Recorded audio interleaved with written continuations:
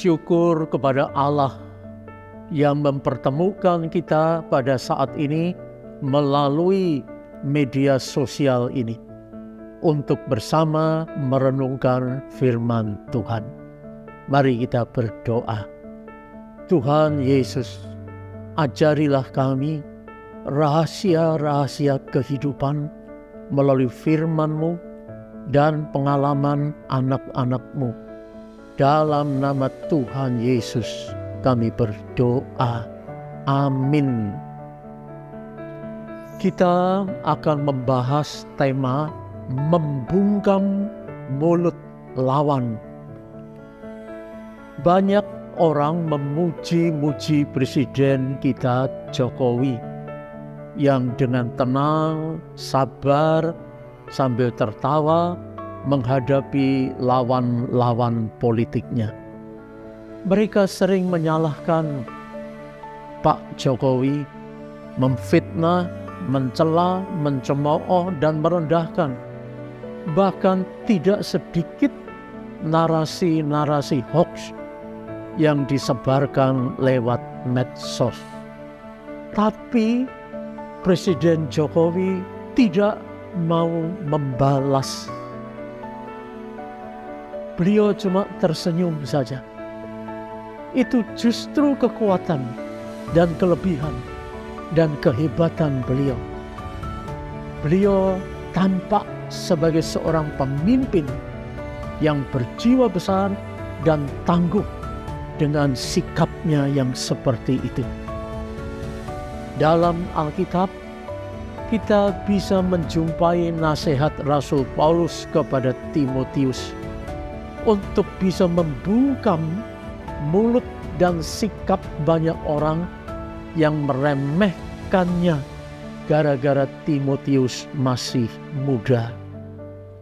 Paulus tahu betul bagaimana orang bersikap kepada Timotius, sehingga ia berkata, "Jangan seorang pun menganggap engkau rendah karena engkau muda." 1 Timotius 4 ayat 12a.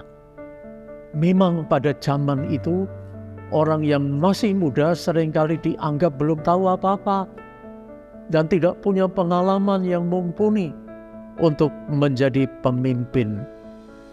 Tapi Timotius yang masih muda itu sudah mendampingi Paulus dalam mengabarkan Injil dan menggembalakan jemaat di banyak tempat. Paulus tidak mendorong Timotius untuk melawan atau berbantah dengan para pencemoohnya.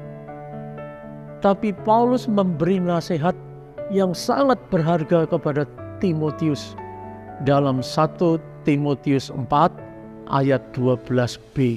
Demikian, jadilah teladan bagi orang percaya dalam perkataanmu, dalam tingkah lakumu, dalam kasihmu, dalam kesetiaanmu, dan dalam kesucianmu.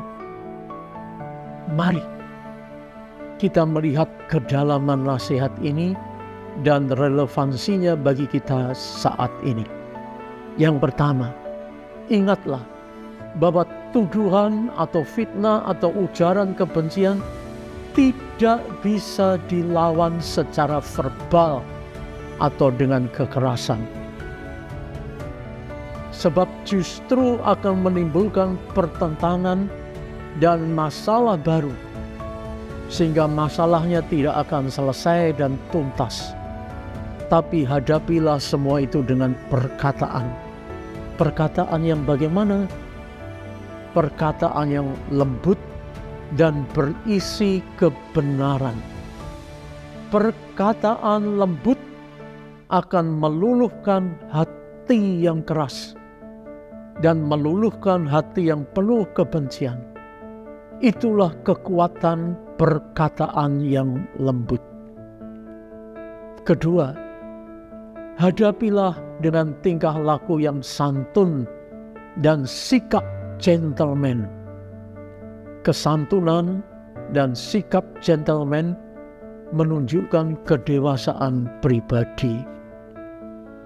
Orang tidak perlu marah-marah, tidak perlu berbuat kekerasan dan membalas dendam untuk membungkam tuduhan, fitnah, atau ujaran kebencian.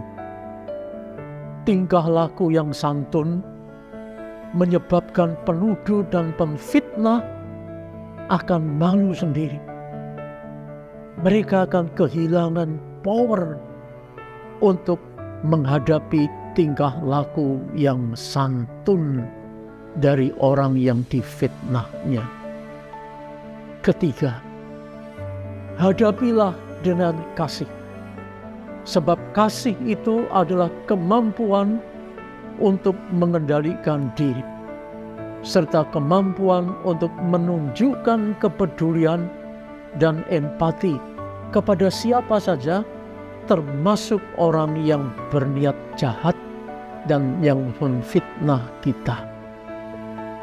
Dengan kasih, maka tuduhan dan fitnah serta ujaran kebencian tidak mampu menyebabkan kita tersinggung atau mendendam atau ingin membalas dendam.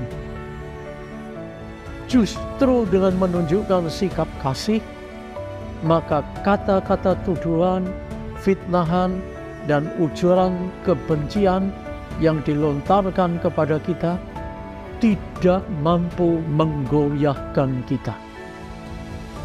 Dengan demikian, upaya orang yang ingin berbuat jahat kepada kita terpatahkan. Keempat, hadapilah semua itu dengan kesetiaan.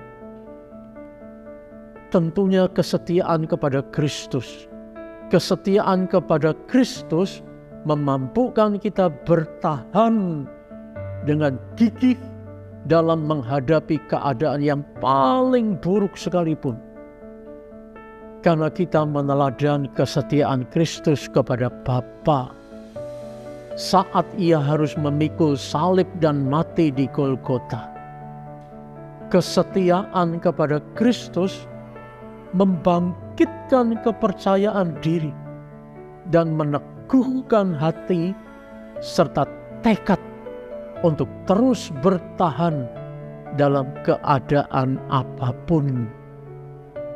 Kelima, hadapilah semua itu dengan kesucian. Kesucian di sini dalam arti bahwa kita sanggup menampakkan nilai-nilai kehidupan Kristiani dengan baik. Hidup kita tampak hidup yang berlaku baik dan tidak melanggar hukum dan tidak melanggar etika. Hidup yang seperti ini merupakan kehormatan dan kemuliaan di mata banyak orang, sehingga tidak ada seorang pun yang bisa menyerang dan meruntuhkan pribadi dan harga diri kita. Dengan demikian, tidak ada celah yang terbuka yang dapat dimasuki untuk menyerang kita. Dengan kesucian itu, orang lain akan melihat kita sebagai orang yang hidup tanpa bisa dicela dan digoyang dengan isu-isu miring sekalipun. Demikianlah nasihat Paulus kepada Timotius. Nasihat ini amat berharga juga bagi kita yang hidup pada zaman yang penuh dengan jegal-menjegal dan persaingan yang tidak sehat. Mari kita ikuti nasihat ini. Maka kita akan menjadi kuat dan tak tergoyahkan oleh sikap-sikap orang yang memusuhi kita dengan berita-berita fitnah atau hoax yang seringkali membuat banyak orang jatuh. Tapi kita tidak akan jatuh. Amin.